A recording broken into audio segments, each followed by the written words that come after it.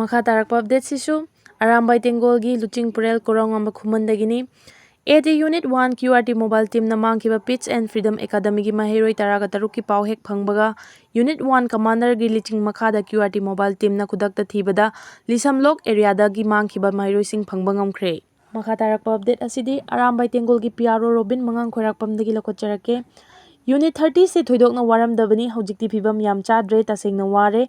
Aisu mafam sida leibanina PRO gi oiba expenditure haibadi gari thau hanba semba unit sidagi tawbani kanamatagi mateng yaude isana tawjabana ayambani unit ki moi masagi su hojik na hol tawraga kuntra muk leiri sigi chaba thakpa dress leidaba yade shu leiri mamanaba luhongbagi poreng sosti gi poreng mayumgi mi narakpagi paisa masa narakpagi paisa mobile recharge nongmada gari thau khaktangda lising tara muk chatli masida gypsy se tha kudingi seme haiba yai amuk sembada lising kun natraga kuntra di adum changi sida haiba yadaba mayam amasu tangna leiri hana yumthongi donation amadi road donation tawrambadu supung lepe amata tawdre hojiki oina sengna hairabada income siki ama laktre miyangi mateng sukuiraklabanina pangbidre aigi nupi tolop chai government service tawi ID business fail oire baba pension chari aduna ngamnaba khajikti menari hojikmaki oina government dagi MLA minister dagi any elected person dagi siki ama phangdri lawba leite ware haihai hai yam phajana ware sigi phibam sidadi unit asi tha fana chatkadau malaktre thamoi sengna hairabani aigi si phibam tadre. Makha tarakpa update asidi editorial column ok kangla pau dagi lokotjarake. Prime Minister na Manipur gi MLA minister sing unaba pamlaktaba Leba asigi Prime Minister Narendra Modi na Manipur gi lengaklon gi thogai pangliba MLA minister sing unaba pamde khalabasu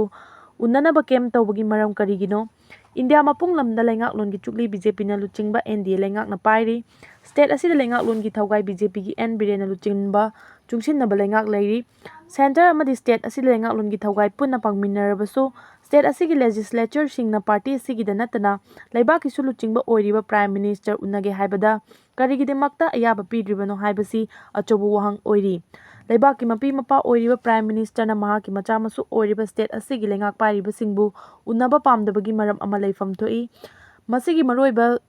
di state asida hokiba chahi 2023 gi May 3 dagi migrant immigrant chin kuki narco terrorist sing landaraktuna yelhomi maitai sing hatpa amadi state ki apunba saktam thugairaga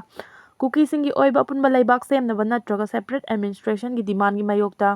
mitai miyamna loikham naidaba lan thengnabagi wathok asidagi Prime Minister na state ki legislature singda akhaba mieng yenglakkhibra haibasini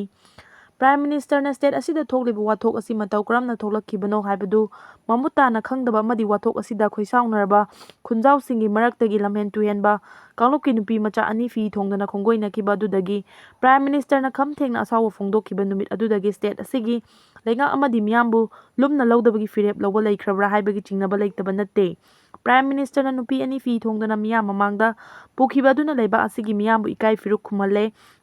Maduda chenabasing chairak pigadabani haina pendaba wafam kaya phongdokhiba numit adudagi tha 13 phajilaglaba wathok asigi matangda wafam amata phongdoktana leirakhibani adubu lenga asigi ahumlak suba lenga ki ahanba parliament mifamda Inner Manipur Parliament mikhalda mai paklakhiba India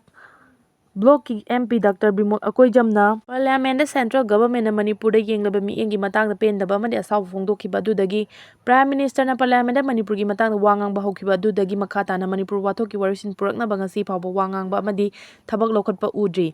loinana wathok asigi warisin puraknabagibu oigera natraga lengak manungi muknabagibu oigera state asigi BJP gi MLA amasung minister singna Prime Minister unaduna aningba pamba phongdokpa amadi Prime Minister na pirakpa suggestion amadi pautak lawnabagi matam amata pibidana leirakhiba si laibak thibani wathok asigi matangda Union Home Minister na ngaki oiba wafamsing hongduna phongdoklabasu warisin puraknaba hotnabadi uba phangdana leiri amaromdana Manipur gi Chief Minister bu makhong makut punsinduna thambadagi wathok asigi warisin purakpa ngamdaba fibamda thamlabasu Chief Minister na mahaki angamba thakta Manipur gi apunba saktam ngaknaba hotnarabasu langi maichak nangliba miyamgi maraktagi amadi political gi khutong chaba lawnaba hotnabasingi maikaidagi marasiduna hunba ngangbagi thabak chatharaglibasi central government gi thauchildagi oirakhibani wathok asina maram oiraga BJP mayokta leiba miyoigi masing nongmagi hengalaknabagi maram oirakli center da lengaklon gi thogai pangliba BJP gi luchingba lengak ki thausilna center amadi state lengakta miyam gi thajaba thamba ngamdanabagi maram oirakliba sigi mangjaba kanagino haibadu khangna state asigi wathoki waroisin athubada puraknaba honafam thoi